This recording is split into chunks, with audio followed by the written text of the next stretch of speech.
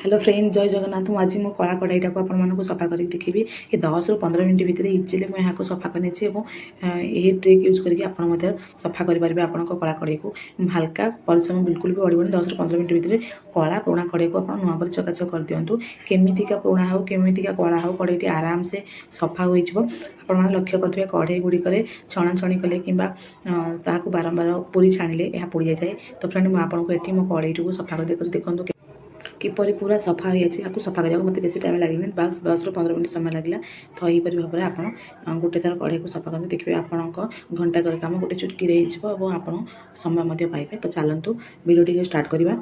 कड़ाईटी सफा करने आमको गोटे पेस्ट दरकार पड़ो तो चलतु से पेस्ट को आम बनई ने तो से मुझे बेकिंग पाउडर नहीं आप कड़ाई हिसाब से ने मुझे 1.5 चामच खंडे बेकिंग पाउडर नहीं जो कौन ब्रांड भी आप नहीं पारे तो से बेकिंग पाउडर कौन करना कड़ाईर मैला गुड़ी को सॉफ्ट करता है और लेंबू क्लीनिंग प्रॉपर्टी थाए तो ये मैला गुड़ी को आराम से छड़े साहाଯ୍य करता है तो ये मुझे 3टी लेंबू नहीं मोर लेंबू साइज गुड़ाक छोट अच्छे तो मुझे 3टी नहीं बड़ लेंबू ने 2टा खंडे लेंबू ने तो ये लेंबू गुड़ाक सब गुड़ाक लेंबू को चिपुड़ी ने चिपुड़ी सारापर आप देखिए बेकिंग पाउडर और लेंबू मिसला कलरटा टिके हल्का येलो टाइप हो लेमन कलर आसो तो और बेकिंग पाउडर और लेंबू मिसला से फेण बाहर स्टार्ट हो तो आप देखो देखो आपने केमी लेंबू फेण मिक्स कर सारापर मुझे किसी पा मिसली कारण मुझे घोलटी बहला अच्छी तो ये आमको पतला घोल दरकार से मुझे पा मिसेक पतला करनेली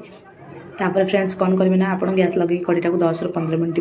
गरम करने कड़ीटा को 10 ରୁ 15 मिनट गरम करदे कौन हम ना मैला गुड़िक सी तल तार छाड़देव कारण आम जो कड़े बसैकी पा हो कि अन्य खाद्य जिन बसई था तो से किसी थाए से तल बेस ताती न थाए से गरम हो न था से मैला गुड़िक छाड़ थाए एमती खाली कड़ीटा को बसई देवा द्वारा से जो गरम बांफ बाजिकी से कड़ीर मैला गुड़िक तल छाड़ी जाए तापर आम जो बेकिंग पाउडर लेंबूर घोल को रखी से लेंबूर घोल को हल्का हाथ चारिड़े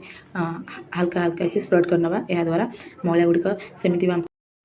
तल छाड़ी जाए जहाँफल आप हल्का हाथ स्क्रबर साहाଯ୍य रब करने द्वारा से आराम से 10 ରୁ 15 मिनट भर आप कड़े सफा आप कौन करेंगे ना से लेंबूर जो मंजी गुड़ाक आप काढ़ी ने लेंबूर मंजी गुड़ाक काढ़ी सारापर आप गैस को ऑफ कर गैस को ऑफ कर सारापर मुझे आपको 2 ରୁ 3 मिनट कड़ाईटा को ठंडा करने छाड़देवी 2 ରୁ 3 मिनट पर से किसी पानी नहीं कड़ाईटा फास्ट आप गोटे थर धोईदेवे धोई सारापर आम सफा करवा तो ये मुझे धोइली कारण आप लक्ष्य करते आम जो लेंबू आ बेकिंग पाउडर को देते सुखिक अच्छे तो एमती सडन सफा कले छाड़बनी से पानी पकई धोई से नरम हो जाए जहाँफल आराम से सफा हो जाए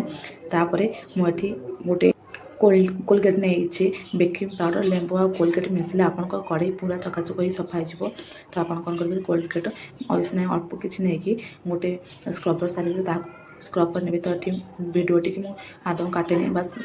स्पीड कर देछि तो आपको देखो मुझे सफा करी भाव में आप बेकिंग पाउडर लेंबू आ पेस्ट मिसे सफा कले देखिए आपण कड़े हो कि अन्य जेकोसी जली जाता जिन आराम से सफा हो तो फ्रेंड मुझे आपको देखूँ बारंबार से गोटे जगह टी स्क्रब बुलेकी देखो तो देखो आप भल भाव देखिपे केमी छाड़ी और से पेस्ट और बेकिंग सोडार कलर मतलब चेंज होती तो यहीपरि भाव में कड़ेटा को आप सफा करने तो फ्रेंड आप मन रखिए ना कड़ेटा को बेसी दिन जाके रखिए बस डेली सफा करने द्वारा कड़ेटी आराम से सफा हो जाए कि एमती असना देखा था तो फ्रेंड आप डेली ही कड़ेटा को सफा करेंगे तो देखो फ्रेंड मुझे कड़ेटा को 2 मिनट हम सफा करने तो देखो आराम से केमी मैला गुड़िक बाहर लगी तो फ्रेंड यहीपरि भाव में आप कड़ेटा को सफा करने आपको सफा कर 10 ରୁ 15 मिनट समय लगे हल्का हाथ में सफा करेंगे जोर सफा करेंगे कहीं ये स्टेनलेस स्क्रबर ना ये हाथ खंडिया हो जाए से गलिकी छिड़ी जाए तो ये 5 ରୁ 6 मिनट पर आपको देखो तो देखो फ्रेंड्स किपरि भाव में कड़ेटी पूरा सफा हवा लगी तो यहीपरि भाव में आप कड़ेटा को पूरा स्क्रब करने स्क्रब कर देखिए आप कड़ेटी पूरा चकाचक हो मुझे आउ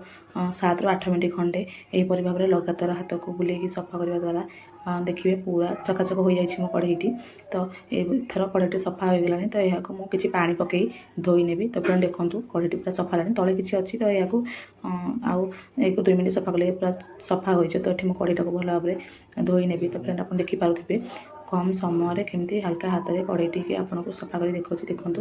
और जो अल्प अल्प किसी डट डट टाइप कला दाग रही तो ये कला दाग आप रेगुलर सफा कर आराम से सफा हो कढ़ईर कड़ा गुड़िक जो कला अंश लगी तो आप कौन करेंगे गोटे चामच नहीं जेको चामचर मुह गुड़ाक धार थी से चामच नहीं से आप घसीदेवे देखो किपरि भाव में मैला गुड़िक आराम से छाड़ी जाऊँगी तो यहीपरि भाव में आप चामच को हेग भाव में घोषार ना द्वारा ये आराम से छाड़ी दे चामच नहीं पारे ना भी छुरी थी बोले जो छुरी दाढ़ नथिबो से छुरी आप ने देखिए आराम से मैला गुड़िक छाड़ीज और सफा करने तो आप रेगुलर सफा करूँ देखिए आप कड़ईटी नुआ चकाचक हो सब रहा तो आई होप फ्रेंड जब आप मो भिडियोटी भल लगी प्लीज मो चैनल को लाइक कमेंट शेयर और सब्सक्राइब करने को भूलें तो ये मुझे दी बड़ी कड़ा सफा कर सारापर मुझे आउ कि कोलगेट नहीं से कोलगेट्रे ये जेकोसी भी आप डिश वाश नहीं जाए ना सर्फ नहीं जाए सर्फ नहीं सारापर आपको आउ थे पुणी गोटे 2 मिनट भल कि भल भाव में रगड़ी सफा करने आउ जो कला कला डट डट टाइप अच्छे ना ये आराम से सफा हो जाइए देखिए फ्रेंड आपन कड़े जमी मार्केट आने टाइम जमी नुआ चकाचक देखा ना से टाइप हो तो ये फ्रेंड देखो मुझे 1 2 मिनट सफा कर देछि 1 2 मिनट पर मुझे कड़ीटा को धोईकी देखी देखो फ्रेंड आउ जहाँ भी कला अंश कला जगह थी से भल भाव में सफा हो कड़ईटी को भल भाव में धोई सारापर जेकोसी कपड़ा आप सफा करने तो देखो फ्रेंड यहाँ केते कम समय हल्का सफा करने तो यहीपरि भाव में कड़ई को सफा करने एमती कड़ई सफा रही रोषे करने भल लगी है आखि को देखा भल लगी है कड़ई असना आदम भल लगी था तो यहीपरि भाव में आप सफा करते आउ जहाँ भी कला अंश रहा आप रेगुलर सफा करने द्वारा ये कला अंश छाड़ी जाए तो फ्रेंड आप कौन करेंगे ना रेगुलर कड़ईटी को सफा करेंगे रेगुलर कड़ई सफा करने द्वारा कड़ईटी सफा रही है सुंदर देखा जाए।